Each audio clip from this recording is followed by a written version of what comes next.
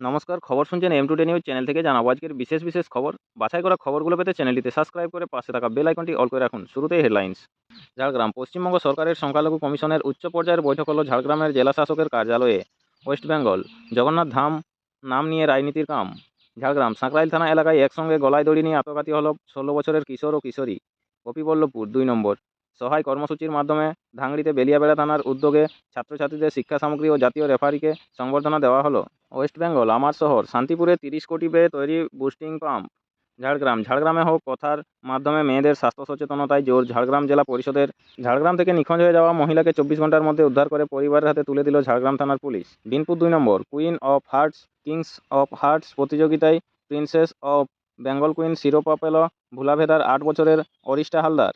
West Bengal. রাত বাড়তেই নুপুরের ছমছম শব্দ। ভূতের ভয়ে হোস্টেল ছেড়ে বাড়ির পথে ছাত্রীরা। গোপীবল্লভপুর 1 নম্বর। গোপীবল্লভপুরের সারিয়া অঞ্চলের রায়কন গ্রামে হরিয়ানা সংকীর্তন অনুষ্ঠানে জনসংযোগ কর্মসূচি সারলেন ব্লক তৃণমূলের সভাধিপতি। পাক সীমান্ত জুড়ে 4 রাজ্যে আজ মক ড্রিলের নির্দেশ। ফের অপারেশন সিঁদুরের প্রস্তুতি। অপারেশন সিঁদুর শেষ হয়নি, কারণ পাকিস্তানকে বিশ্বাস করা যায় না। অপারেশন সিঁদুর শেষ হয়নি, কারণ সংঘর্ষ বিরতির পরও পাকিস্তান ছায়াযুদ্ধ চালিয়ে যাচ্ছে। ভিজবে শহর। আর কিছুক্ষণেই বৃষ্টি আসছে কলকাতায়। ভোটের কাজে চুক্তিভিত্তিক কর্মী নয়, নির্দেশ কমিশনের। 1 লক্ষ বুথে বিএলও নিয়ে চিন্তায় নবান্ন। পদত্যাগের নাটক ছাড়ুন, ভোট করান। সেনার পর ইউনূসকে হুঁশিয়ারি বিএনপিরও। সংকটে বাংলাদেশ। বিশ্বব্যাংক সায় দিলেও কেন্দ্র চুপ। দুর্যোগ মোকাবিলায় সুন্দরবন প্রকল্পে বঞ্চনা। যুদ্ধবিরতি চেয়ে ভারতের কাছে দুবার অনুরোধ পাক সরকারের। এসএসসি ওএমআর সিটের মিরর ইমেজ প্রকাশ করার দাবিতে মামলা সুপ্রিম কোর্টে। আজ আলিপুরদুয়ারে সভার আগে তৃণমূলকে কড়া আক্রমণ মোদির। পাল্টা পরিযায়ী কটাক্ষ জোড়াফুলের। 3 বাহিনীর সমন্বয় বৃদ্ধিতে নয়া বিজ্ঞপ্তি। অপারেশন সিঁদুরকে ভোট প্রচার কাজে লাগাতে মরিয়া প্রধানমন্ত্রী। দীঘায় জগন্নাথ ধামে প্রথম রথযাত্রা ঘিরে উৎসাহ তুঙ্গে। উপস্থিত থাকবেন মমতাও। আজ ও কাল কলকাতা সহ দক্ষিণবঙ্গে ভারী বৃষ্টিপাত। উত্তরেও লাল সতর্কতা। বিদেশে মোদি স্তুতি থারুরের। চামচা কটাক্ষ দলের নেতারই। কোচবিহার কলেজে অগ্নিকাণ্ড। সন্ধ্যা নাগাদ জয়সলমীরে ধুলোর ঝড়। দিল্লিতে বাড়ি ঢুকে তাণ্ডব। দুষ্কৃতীদের গুলিবিদ্ধ স্বামী ও স্ত্রী। ভাড়া নিয়ে বিবাদের জেরে যাত্রীকে কুপিয়ে খুন। 2001 সালের ঘটনায় গ্রেপ্তার মহারাষ্ট্রের অটো চালক। আপনারা এতক্ষণ শুনলেন আজকের সংবাদ শিরোনাম। আসবো বিস্তারিত খবরে। প্রতিদিন নিয়মিত সঠিক খবরগুলো শোনার জন্য আমাদের চ্যানেলটি সাবস্ক্রাইব করে রাখুন। বিস্তারিত খবরে আসবো। পাক সীমান্ত জুড়ে 4 রাজ্যে আজ মক ড্রিলের নির্দেশ। ফের অপারেশন সিঁদুরের প্রস্তুতি। নয়াদিল্লি। অপারেশন সিঁদুর শেষ হয়নি, কারণ পাকিস্তানকে বিশ্বাস করা যায় না। অপারেশন সিঁদুর শেষ হয়নি, কারণ সংঘর্ষ বিরতির পরও পাকিস্তান ছায়াযুদ্ধ চালিয়ে যাচ্ছে। একদিকে লাগাতার হুমকি, অন্যদিকে জঙ্গি বাহিনীকে সীমান্ত এলাকায় জড়ো করা। অপারেশন সিঁদুর শেষ হয়নি, কারণ নতুন করে নাশকতার হুঁশিয়ারি দেওয়ার সাহস দেখাচ্ছে জৈশ-ই-মোহাম্মদের মতো সন্ত্রাসবাদী সংগঠন। বসে নেই ভারত। অধিকৃত কাশ্মীর ও পাক পাঞ্জাবের একের পর এক জঙ্গি ঘাঁটি ধ্বংস করার পর আত্মতুষ্টও নয়, উল্টে প্রস্তুত পুরোদস্তুর। যদি প্রয়োজন হয় যে কোনো মুহূর্তে আবার প্রত্যাঘাত হবে, আর সেই কারণে প্রস্তুত থাকতে হবে দেশবাসীকেও, বিশেষ করে পাকিস্তানের সীমান্তবর্তী রাজ্যের বাসিন্দাদের। আজ বৃহস্পতিবার জম্মু ও কাশ্মীর, রাজস্থান, পাঞ্জাব এবং গুজরাটে পুরোদমে মহড়ার নির্দেশ দিয়েছে কেন্দ্রীয় সরকার। পাকিস্তানি সেনা হোক কিংবা জঙ্গি হামলা হলে কীভাবে তার মোকাবিলা করতে হবে, কীভাবে নিরাপদ আশ্রয়ে সরে যেতে হবে এবং কীভাবে বা ক্ষতিগ্রস্তদের উদ্ধার করা হবে, তার সবটাই এক মক ড্রিলে থাকবে।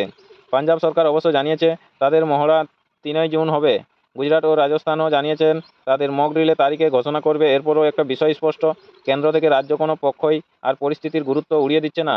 আর সীমান্তের এই চাপান উত্তরে ইন্ধন দিয়েছে জয়েশের হুমকি। মাসুদ আজহারের জঙ্গি সংগঠনের একটি ডিজিটাল ম্যাগাজিন আছে, নাম মেদিনা। সম্প্রতি তাতে পুনর্প্রচার করা হয়ে জয়েশ নেতাদের পুরনো ভিডিও এবং ভাষণ।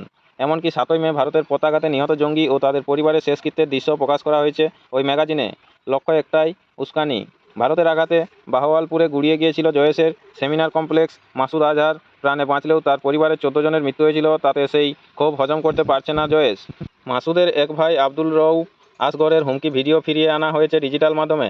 তাকে বলতে দেখা যাচ্ছে, আমরা নির্দোষদের হত্যা করি না, শহরের জনবহুল এলাকাতেও হামলা চালাই না, কিন্তু মোদি শুনে রাখুন, আপনাদের এই আক্রমণ বন্ধ না হলে জয়েশের আত্মঘাতী বাহিনী ভারতের রাস্তায় রাস্তায় হানা দেবে, রক্তের নদী বইয়ে দেবে।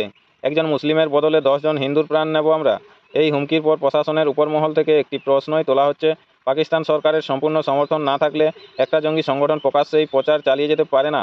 পাশাপাশি ভারতের পক্ষ থেকে মনে করিয়ে দেওয়া হচ্ছে, পাকিস্তানের পৃষ্ঠপোষকতায় বাড়তে থাকা জঙ্গিরা ভুলে গিয়েছে পহেলগাঁওতে বেছে বেছে যাদের ওরা খুন করেছিল তারা প্রত্যেকে নির্দোষ, নিষ্পাপই ছিলেন। পাক সরকার সন্ত্রাসের মদতদাতা বলেই মাসুদ আজহারের সবচেয়ে ছোট ভাই তালহা আল সইফ আলভি প্রশাসনকে সরাসরি বলতে পারে, ফুল স্কেল আত্মঘাতী হামলা করব, আটকাবেন না। জয়েশের তরফ থেকে ডোনেশন চাওয়া হয়েছে, বলা হয়েছে ভারতে জেহাদি হানায় শহীদ হলেন জন্নত পাওয়া যায়, এবং সরাসরি হুঁশিয়ারি দেওয়া হয়েছে আরএসএসের নামেও। পহেলগাঁওতে ধর্ম জিজ্ঞেস করে পাক জঙ্গিরা খুন করেছিল সাধারণ ভারতীয়দের। ভারত কিন্তু ধর্ম দেখেনি। সেনাবাহিনী, বায়ুসেনা, নৌবাহিনী প্রত্যাঘাত করেছিল শুধুমাত্র সন্ত্রাসের আতুড়ে। তারপরও শিক্ষা হয়নি পাকিস্তানের। আর তাই সতর্ক ভারত, প্রস্তুত। সীমান্তে S-400 এয়ার ডিফেন্স সিস্টেম তৈরি, রাফাল সুখোই ইতিমধ্যেই লোডেড, রাশিয়ায় প্রস্তুত ৩,৯০০ টনের ফ্রিগেট INS তামাল আসছে নৌবাহিনীর ভাণ্ডারে। প্রতি পদক্ষেপে ভারত বুঝিয়ে দিচ্ছে হুমকি আর সহ করা হবে না। ভারতবাসী একদিকে প্রস্তুত থাকবে নিজেদের রক্ষায়, পোশাকি নাম অপারেশন শিল্ড, আর অন্যদিকে কি তাহলে ফের প্রত্যাঘাত, অপারেশন সিন্দুর দ্বিতীয় পর্ব। পরবর্তী খবরে আসবো, দেখে নেব শহরের হালচাল কী রয়েছে। ভিজবে শহর আর কিছুক্ষণেই, বৃষ্টি আসছে কলকাতায়। কলকাতা তীব্র গরমের হাত থেকে আপাতত মুক্তি। বৃহস্পতিবারে শহর কলকাতায় বৃষ্টির পূর্বাভাস। সকালের দিকে আকাশ রয়েছে মেঘযুক্ত, বেলা বাড়লেও আংশিকভাবে বিভিন্ন স্থান মেঘলা থাকার সম্ভাবনাও বেশি। কিছুক্ষণের মধ্যেই আসতে পারে বৃষ্টিও। আবহাওয়া দপ্তরের পূর্বাভাস বলছে আজ শহরে সর্বোচ্চ ও সর্বনিম্ন তাপমাত্রা থাকতে পারে যথাক্রমে 30 ডিগ্রি ও 26 ডিগ্রি সেলসিয়াসের আশেপাশে। গতকাল বুধবার কলকাতায় সর্বোচ্চ তাপমাত্রা ছিল 31.4 ডিগ্রি সেলসিয়াস ও সর্বনিম্ন তাপমাত্রা ছিল 25.8 ডিগ্রি সেলসিয়াস। গত 24 ঘন্টায় কলকাতায় বৃষ্টিপাত হয়েছে 0.02.5 মিমি। তবে আজ সকালে বিশেষজ্ঞরা জানাচ্ছেন পূর্বালি ও উত্তরের বাতাসের দাপট যতটা থাকতে পারে বলে অনুমান করা হয়েছিল, বাস্তবে তার থেকেও অনেকটা বেশি থাকায় বৃষ্টির মেঘ বাংলাদেশ হয়ে দক্ষিণবঙ্গে প্রবেশের আগেই দুর্বল হয়ে যাচ্ছে। তবে বৃষ্টি হবেই। ইতিমধ্যেই নদিয়া ও উত্তর 24 পরগনা জেলার বাংলাদেশ সীমান্তবর্তী অঞ্চলে হালকা বৃষ্টিপাত শুরু হয়েছে। সকাল 10টা থেকে 11টার মধ্যে ভিজতে শুরু করবে কলকাতাও। আপনাদের সকলকেই বলা হচ্ছে, যারা নিয়মিত গুরুত্বপূর্ণ খবরগুলো শুনতে চান অবশ্যই আমাদের চ্যানেলটি সাবস্ক্রাইব করে রাখুন। আসবো পরবর্তী খবরে। পদত্যাগের নাটক ছাড়ুন, ভোট করান সেনার পর ইউনূসকে হুঁশিয়ারি বিএনপিরও। সংকটে বাংলাদেশ। ঢাকা বুধবারের দুপুর ঢাকার ব্যস্ত এলাকা বলে পরিচিত নয়া পল্টনের রাস্তায় যতদূর দেখা যায় শুধুই মানুষ, স্লোগানে মুখরিত চারপাশ। দাবি একটাই, ডিসেম্বরের মধ্যেই বাংলাদেশ নির্বাচন আয়োজন করতে হবে। রাজধানীতে বিরাট জনসমাবেশ আয়োজন করে মোহাম্মদ ইউনূসের তত্ত্বাবধায়ক সরকারকে চ্যালেঞ্জ ছুঁড়ল খালেদা জিয়ার দল বিএনপি। সেই তরুণের রাজনৈতিক অধিকার প্রতিষ্ঠার সমাবেশ এ তাদের শীর্ষ নেতৃত্বের বার্তা স্পষ্ট। চলতি বছর শেষের আগেই নির্বাচন চাই। এই নিয়ে পদত্যাগের নাটক করে আর কোনো লাভ হবে না। কিছুদিন আগেই ঢাকার ক্যান্টনমেন্টে দাঁড়িয়ে ডিসেম্বরের মধ্যে নির্বাচন চেয়ে হুঁশিয়ারি দিয়েছিলেন বাংলাদেশের সেনাপ্রধান জেনারেল ওয়াকার-উজ-জামান। তারপরেই রটে যায় প্রধান উপদেষ্টার পদ থেকে ইস্তফা দিতে চাইছেন ইউনূস। যদিও সেই জল্পনার বাস্তবায়ন হয়নি, সেই সময়ও একাধিক বিএনপি নেতা দাবি করেছিলেন নির্বাচন এড়াতে পদত্যাগের নাটক করছেন ইউনূস। এ নিয়ে প্রকাশ্যে সভা থেকে ফের একই অভিযোগ তুলল খালেদা জিয়ার দল। বিএনপির স্থায়ী কমিটির সদস্য সালাহউদ্দিন আহমেদ বলেন, আমরা কারো পদত্যাগ চাননি, আমরা চেয়েছিলাম নির্বাচনের একটি সুস্পষ্ট রোডম্যাপ। কিন্তু দেশের মানুষ দেখতে পেল কেবল পদত্যাগের নাটক। ঘটনাচক্রে ঢাকায় যখন এই সমাবেশ হচ্ছে তখনই জাপান সফর করছেন ইউনূস। সফরের বিবরণ দিতে গিয়ে প্রধান উপদেষ্টার প্রেস উইং ফের একবার জানিয়েছে, চলতি বছরের ডিসেম্বর থেকে আগামী বছরের জুনের মধ্যে বাংলাদেশে সাধারণ নির্বাচন করতে চাই তত্ত্বাবধায়ক সরকার। যদিও এদিন বিএনপি নেতৃত্ব বারবার বুঝিয়ে দিয়েছেন কোনো মতেই তারা নির্বাচন পরের বছরে নিয়ে যেতে ইচ্ছুক নন। সেক্ষেত্রে ইউনূস সরকারের সঙ্গে তাদের সংঘাতে বাংলাদেশে ফের সংকট তৈরি হতে পারে বলে মনে করছে ওয়াকিবহাল মহল। সেই সম্ভাবনা উস্কে দিয়েছেন বিএনপির স্থায়ী কমিটির অপর সদস্য আমির খসরু মাহমুদ চৌধুরীও। তিনি বলেন, সংস্কারে যদি ঐক্যমত্য না হয়ে থাকে তাহলে কান খুলে শুনে রাখুন, নির্বাচনের মাধ্যমে সেই সংস্কার করবে দেশের জনগণ। আপনারা সংস্কার করার কে? এদিনের সমাবেশ আয়োজনের দায়িত্বে ছিল বিএনপির যুব, ছাত্র ও স্বেচ্ছাসেবক বিভাগ। মূলত ঢাকা, ময়মনসিংহ, সিলেট ও ফরিদপুর থেকে এদিন হাজার হাজার বিএনপি কর্মী সমর্থক সমাবেশে যোগ দিয়েছিলেন। তাতেই কার্যত জনসমুদ্র তৈরি হয় নয়াপল্টন এলাকায়। কার্যত স্তব্ধ হয়ে যায় রাজধানীর কয়েকটি অংশ। সমাবেশে লন্ডন থেকে ভার্চুয়াল মাধ্যমে বক্তৃতা দেন বিএনপির ভারপ্রাপ্ত চেয়ারম্যান তথা জিয়া পুত্র তারেক রহমান। তিনি বলেন, অল্প সংস্কার আর বেশি সংস্কারের অভিনব শর্তের আবর্তে ঘুরপাক খাচ্ছে আগামী নির্বাচনের ভবিষ্যৎ। জনগণ বিশ্বাস করতে শুরু করেছে সংস্কার নিয়ে সময় নষ্টের আড়ালে তত্ত্বাবধায়ক সরকারের কারও ভিন্ন উদ্দেশ্য রয়েছে। ডিসেম্বরেই নির্বাচন হবে, ভারত বা পাকিস্তান কারও আধিপত্য মানা হবে না বলেও সুর চড়ান তিনি। এর আগে একাধিক তত্ত্বাবধায়ক সরকার 3 মাসের মধ্যে নির্বাচন আয়োজন করতে পেরেছে, কিন্তু ইউনূস সরকার কেন 10 মাসেও তা পারল না, তারেক এই প্রশ্ন তোলেন। ঢাকায় উপস্থিত নেতাদের মনোভাব ছিল আরও আক্রমণাত্মক। অন্যতম নেতা মির্জা আব্বাস বলেন, এই সরকারের মাথা থেকে নিচ পর্যন্ত পচে গিয়েছে। এই সরকারের মধ্যে যারা রয়েছে তাদের 90% বাংলাদেশের নাগরিক নয়। 9 মাসেও যা পারেননি তা 9 বছর বা 90 বছরেও পারবেন না। এই দেশের জনগণের কাছে ক্ষমা চেয়ে একটা ব্যবস্থা করুন। সেনাপ্রধানের সুরেই রাখাইন করিডোর তৈরি করা যাবে না বলেও দাবি করেন আব্বাস। রামপুরহাট দুমকা রোডের পাশে ড্রাম ভর্তি বোমা উদ্ধার। রামপুরহাট দুমকা রোডের হাজরা কলা মোড় থেকে প্লাস্টিকের ড্রাম ভর্তি বোমা উদ্ধার করল পুলিশ। এদিন সকালে স্থানীয়দের কাছ থেকে খবর পেয়ে বোমা রাখার জায়গাটিকে ঘিরে ফেলে পুলিশ। খবর দেওয়া হয়েছে বম স্কোয়াডেও। পুলিশের অনুমান ওই ড্রামে 20 থেকে 25টি বোমা রয়েছে। কোচবিহার কলেজে অগ্নিকাণ্ড। কোচবিহার কলেজের দোতলার একটি ঘরে অগ্নিকাণ্ড। বুধবার রাতে ওই ঘর থেকে ধোঁয়া বেরোতে দেখেন স্থানীয়রা। এরপর দমকলে খবর দেওয়া হয়। দমকল এসে পরিস্থিতি নিয়ন্ত্রণে আনে। কলেজের অধ্যক্ষ পঙ্কজ কুমার দেবনাথ বলেন, কলেজের দোতলায় ভূগোল বিভাগের স্টাফ রুমে এই আগুন লাগে। পাড়ার লোকেরাই আমাকে ফোন করেন। দমকল আসে, আমাদের ইলেকট্রিশিয়ানও পৌঁছেছেন। আপাতত আগুন নিয়ন্ত্রণে এসেছে, কিছুটা ক্ষয়ক্ষতি হয়েছে, তবে কী থেকে আগুন লাগলো তা এখনও বলা সম্ভব নয়। বিশ্ব ব্যাংক সায় দিলেও কেন্দ্র চুপ, দুর্যোগ মোকাবিলায় সুন্দরবন প্রকল্পে বঞ্চনা। আপনাদের সকলকেই বলা হচ্ছে, যারা প্রতিদিন নিয়মিত সঠিক খবরগুলো শুনতে চান অবশ্যই আমাদের চ্যানেলটি সাবস্ক্রাইব করে রাখুন। বিস্তারিত খবরে আসবো। কলকাতা সুন্দরবন নিম্ন বদ্বীপ প্রকল্প, প্রস্তাবিত ব্যয় ৪,১০০ কোটি টাকা। এই প্রকল্পের হাত ধরেই কলকাতা সহ বিস্তীর্ণ এলাকাকে দুর্যোগের হাত থেকে রক্ষা করার পরিকল্পনা গ্রহণ করেছে মমতা বন্দ্যোপাধ্যায়ের সরকার। অতি অবশ্যই ইউনেস্কোর ওয়ার্ল্ড হেরিটেজ সাইট সুন্দরবনের প্রাকৃতিক ভারসাম্য বজায় রেখে গোটা প্রকল্পে সবুজ সংকেত দিয়েছে বিশ্বব্যাংক। সাড়া মিলেছে নেদারল্যান্ডসেরও বিশেষজ্ঞদের তরফেও। মুখ্যসচিব মারফত এই প্রকল্পের সমস্ত খুঁটিনাটি পাঠিয়েও দেওয়া হয়েছে নয়াদিল্লিতে। তারপর কেটে গিয়েছে 4 মাসের বেশি সময়। ফাইল আটকে রয়েছে কেন্দ্রের কাছে। নয়াদিল্লির একটি ছাড়পত্র মিললেই বিশ্বব্যাংকের সহায়তায় এই বৃহৎ প্রকল্পের কাজ শুরুর দিকে এগোনো সম্ভব। কিন্তু একাধিকবার যোগাযোগ করা সত্ত্বেও অনুমোদন দেওয়ার ক্ষেত্রে মোদী সরকার নানান অছিলায় গড়িমসি চালিয়ে যাচ্ছে বলেই খবর প্রশাসনিক সূত্রে। 100 দিনের কাজ আবাস যোজনার মতো দুর্যোগ মোকাবিলায় প্রস্তাবিত এই প্রকল্পেও কেন্দ্রীয় বঞ্চনার অভিযোগ উঠছে। গোটা বিষয়টিতে ক্ষুব্ধ রাজ্যের সেচমন্ত্রী মানস ভূঁইয়া। তিনি বলেন, এখানে সামান্য একটি অনুমোদন দেওয়া ছাড়া কেন্দ্রের আর কোনো কাজই নেই। যে কোনো রাজ্যেই বিশ্বব্যাংকের প্রকল্পের জন্য ভারত সরকারের ডিপার্টমেন্ট অফ এক্সপেন্ডিচারের থেকে স্রেফ ছাড়পত্র নিতে হয়। বাদবাকি সমস্ত দায়িত্বই রাজ্যের। আর সেই কারণেই এই ক্ষেত্রেও বাংলার সঙ্গে মোদী সরকারের বঞ্চনার রাজনীতির আশঙ্কা উড়িয়ে দেওয়া যাচ্ছে না। তবে আমরা লেগে আছি, এর শেষ দেখে ছাড়ব। জানা গেছে, গত 29শে জানুয়ারি বিশ্বব্যাংক, নেদারল্যান্ডস সরকারের প্রতিনিধি দল, সেচসহ 10 দপ্তরের আধিকারিকদের নিয়ে গোসাবায় বৈঠক করেন সেচমন্ত্রী এবং দপ্তরের অতিরিক্ত মুখ্য সচিব মনীষ জৈন। তারা এলাকা পরিদর্শনেও গিয়েছিলেন। ফেব্রুয়ারি মাসেই কেন্দ্রের কাছে এই প্রকল্পের ব্যাপারে ছাড়পত্র চাওয়া হয়েছিল। সাধারণত প্রাইমারি প্রজেক্ট রিপোর্ট সহ আবেদন করলেই ছাড়পত্র দিয়ে দিত কেন্দ্র, কিন্তু এক্ষেত্রে বলা হচ্ছে ডিপিআর জমা দিতে হবে। এভাবেই গড়িমসি চলছে এই প্রকল্প নিয়ে। আধিকারিক স্তরে অনুরোধ উপরোধ তথ্যসহ একাধিকবার ইমেল পাঠিয়ে দ্রুত ফাইল ছাড়ার আর্জি জানানো হয়েছে রাজ্যের তরফে। তা সত্ত্বেও নিরুত্তর কেন্দ্র। কেন রাজ্যের জন্য গুরুত্বপূর্ণ এই প্রকল্প? কারণ এই প্রকল্পের মাধ্যমে সুন্দরবন নিম্ন বদ্বীপ অঞ্চলে লবণাক্ততা কমিয়ে প্রাকৃতিক ভারসাম্য রক্ষা করা হবে। সেজন্য পুনর্জীবিত করে তোলা হবে বহু বুঝে যাওয়া খাল নদী, গড়ে তোলা হবে পরিবেশ বান্ধব পরিকাঠামো। উত্তর ও দক্ষিণ 24 পরগনা জেলার 11টি ব্লকে রূপায়িত হবে এই প্রকল্প। বিশেষ গুরুত্ব দেওয়া হবে জনবসতি থাকা 39টি দ্বীপকে। নামখানা, মৌসুনী, সাগর, গোসাবা, পাথর প্রতিমা, চুনাখালী, সোনাখালী, বাসন্তী, কুমিরমারি, মইপিট, হিঙ্গলগঞ্জ, হাসানাবাদ, ঘোড়ামারা, ছয়কারিক এলাকায় লবণাক্ত জলের সমস্যাও মিটবে। বিশেষজ্ঞদের মতে এই কাজ সুন্দরবনের পাশাপাশি কলকাতার জন্যও ভীষণ গুরুত্বপূর্ণ।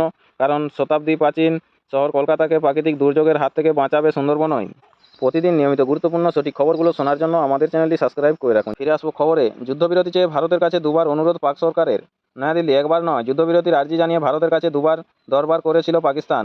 এর মধ্যে প্রথম অনুরোধটি এসেছিল অপারেশন সিন্দুর শুরুর দিনই। সূত্রের খবর, ভারতের সামরিক পদক্ষেপে পাকিস্তানের মাটিতে 9টি জঙ্গি ঘাঁটি গুড়িয়ে যাওয়ার পর 7ই মে সন্ধ্যায় আনুষ্ঠানিকভাবে এ বিষয়ে বার্তা এসেছিল পাকিস্তানের ডিরেক্টর জেনারেল অফ মিলিটারি অপারেশনের ডিজিএমও তরফে। অপারেশন সিন্দুর শুরুর কয়েক ঘন্টার মধ্যেই পাকিস্তানের তরফে আসা শান্তির সেই প্রস্তাবে বিশ্বাসযোগ্যতাই বলাই ছিল না। কারণ শান্তির সেই বার্তার মধ্যেই ভারতের সামরিক পরিকাঠামো লক্ষ্য করে হামলার ব্যর্থ চেষ্টাও চালায় পাক সেনা। ফলে টানা 3 দিন সীমান্তবর্তী অঞ্চলে দুই দেশের বাহিনীর মধ্যে সংঘাত তুঙ্গে ওঠে। এই অবস্থায় 10ই মে বিকেল 3:35 ফের ডিজিএমও স্তরে বৈঠকে যুদ্ধবিরতির প্রস্তাব দেয় ইসলামাবাদ। দুই দেশের সামরিক শীর্ষকর্তাদের এই বৈঠকে আলোচনার ভিত্তিতেই অবশেষে যুদ্ধবিরতি ঘোষণা নিয়ে চূড়ান্ত সিদ্ধান্ত হয়। ঘটনাচক্রে ভারতের বিদেশ মন্ত্রক থেকে এর আগে দাবি করা হয়েছিল, আমেরিকার মধ্যস্থতাই নয়, ভারত পাক দ্বিপাক্ষিক আলোচনার মাধ্যমেই যুদ্ধবিরতি ঘোষণা করা হয়েছে। যুদ্ধবিরতির অনুরোধ এসেছিল পাকিস্তানের তরফে, আর এবার জানা গেল যুদ্ধ থামতে দুবার অনুরোধ এসেছিল ইসলামাবাদের তরফে। পাশাপাশি আরও জানা গিয়েছে, ভারতের প্রত্যাঘাতে পাকিস্তানের মৃত্যুর সংখ্যা আরও বেড়েছে। রিপোর্ট অনুযায়ী যখন বেশ কয়েকজনের মৃত্যু হওয়ায় পাকিস্তানের জঙ্গি, তাদের সহযোগী ও সেনাকর্মী মিলিয়ে প্রাণহানির সংখ্যা 160 ছাপিয়ে গিয়েছে। শুধু তাই নয়, নতুন হাই রেজলিউশন উপগ্রহ চিত্রে ক্ষয়ক্ষতির আরও স্পষ্ট ছবিও সামনে এসেছে।